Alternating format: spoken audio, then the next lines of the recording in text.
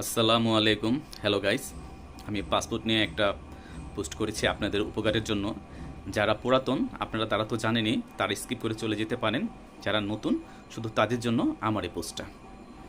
তো পাসপোর্ট করার জন্য আমরা সর্বপ্রথম একটা অনলাইন কম্পিউটার দোকানে যাব। তো সেখানে যেয়ে আমরা আমাদের যাবতীয় ইনফরমেশন সেখানে দেব।